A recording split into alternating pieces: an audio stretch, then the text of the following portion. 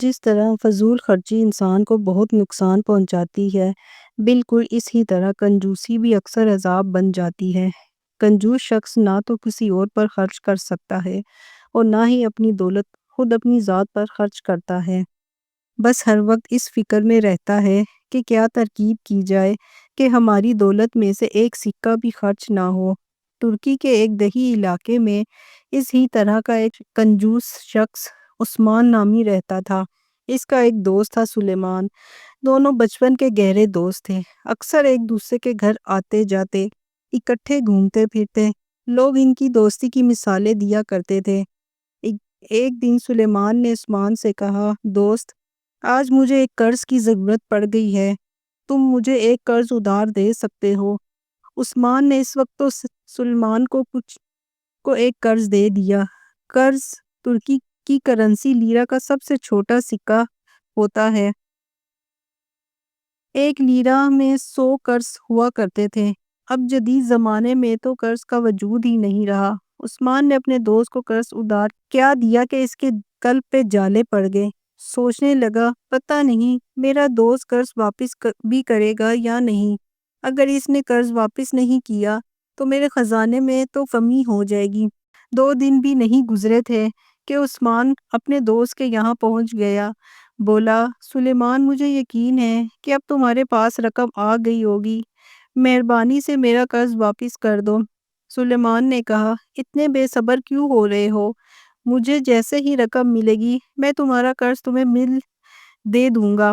عثمان روز اپنے قرض کی واپسی کا تقاضا کرنے لگا۔ سلیمان بھی مجبور تھا، اس کا ہاتھ بہت تنگ تھا۔ اتنی سی بات پر ایک دن دونوں دوستوں میں تو میں ہو گئی۔ عثمان نے سلیمان کو بہت برا بھلا کہا، دھوکے باز، دغا باز، بے ایمان، لالچی، جو منہ میں آیا کہتا گیا۔ سلیمان کو بہت غصہ آیا، سوچنے لگا کتنا کنجوس شخص ہے، اس نے اتنے سال پرانی دوستی کا بھی کوئی خیال نہیں آیا۔ اس نے بھی ضد پکڑ لی کہ اب میں اس کا قرض واپس نہیں کروں گا۔ سلیمان نے ایک دن اپنی بیوی سے کہا، میں جھوٹ موٹ مرنے کا ڈرامہ کرتا ہوں، تم میرے لاش پر ماتم کرنا، دیکھو پھر کیا ہوتا ہے۔ سلیمان نے ایسا ہی کیا۔ اس کی بیوی نے اپنے بالوں میں خاک ڈال دی اور چیخ چیخ کر سارے محلے کو اکٹھا کر لیا۔ پڑوسیوں کو پتہ چلا تو دوڑے آئے اور سلیمان کو کفن پہنا کر مسجد کی طرف لے چلے۔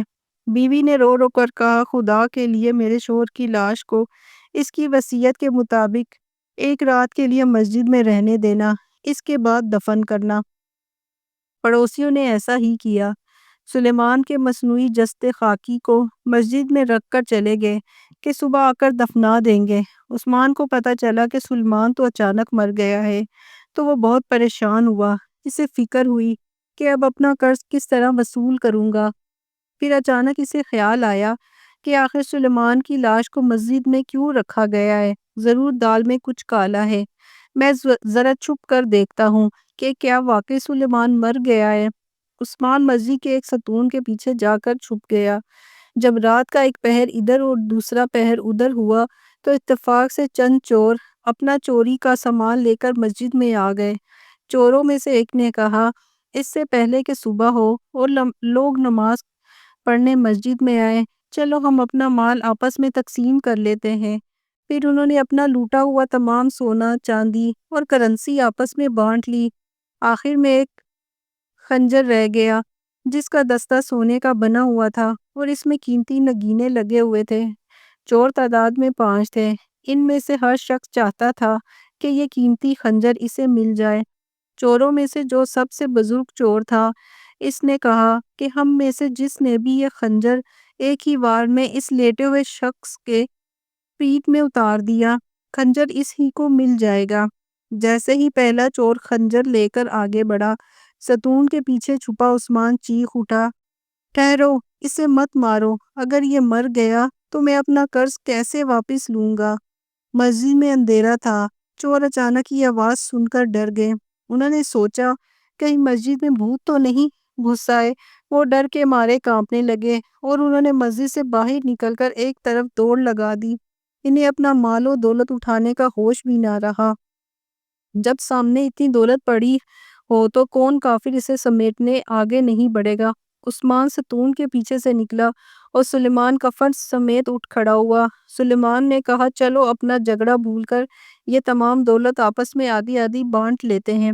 عثمان کو یہ تجویز بہت پسند آئی اور دولت کو برابر تقسیم کرنے لگے۔ دوسری طرف چور جب تھوڑی دور گئے تو آپس میں لڑ پڑے، یہ ہم نے کیا بزدلی دکھائی، ہم 5 تھے اور ایک آواز سن کر اپنی ساری دولت چھوڑ کر بھاگ کھڑے ہوئے، کیوں نہ واپس جا کر اپنی دولت لے آئیں۔ آخر انہوں نے فیصلہ کیا کہ ہم میں سے ایک شخص جا کر پہلے دیکھیں کہ وہاں دولت ہے بھی یا نہیں۔ آخر اس کام کے لیے ایک چور کا انتخاب کیا گیا اور وہ مسجد کی طرف چلا۔ اس نے مسجد کی کھڑکی سے جھانک کر دیکھا کہ عثمان اور سلیمان سارا مال و اسباب آپس میں برابر تقسیم کر چکے ہیں، لیکن عثمان کو اس وقت بھی اپنا قرض یاد تھا۔ وہ سلیمان سے کہہ رہا تھا، دولت تو برابر تقسیم ہو گئی، لیکن میرے اس قرض کا کیا ہوگا جو میں نے تمہیں ادھار دیا تھا؟ سلیمان نے کہا، لعنت ہے تجھ پر، اتنی دولت لے کر بھی تجھے ایک قرض یاد ہے۔ عثمان نے کہا، ہاں، میں اپنا ایک قرض کیسے بھول سکتا ہوں؟ سلیمان نے ادھر ادھر دیکھا تو اسے کھڑکی سے جھانکتا ہوا چور نظر آیا۔ چور کے کندھے پر ایک ریشمی دوشالہ پڑا تھا۔ سلیمان بھاگ کر آگے گیا اور یہ دوشالہ لا کر عثمان کے منہ پر مارا، یہ لے، اب تیرا قرض ادا ہو گیا۔ عثمان نے اس بات میں گردن ہلائی۔ دونوں دوست اپنی اپنی دولت سمیٹ کر گھر چلے گئے اور سکون سے زندگی بسر کرنے لگے۔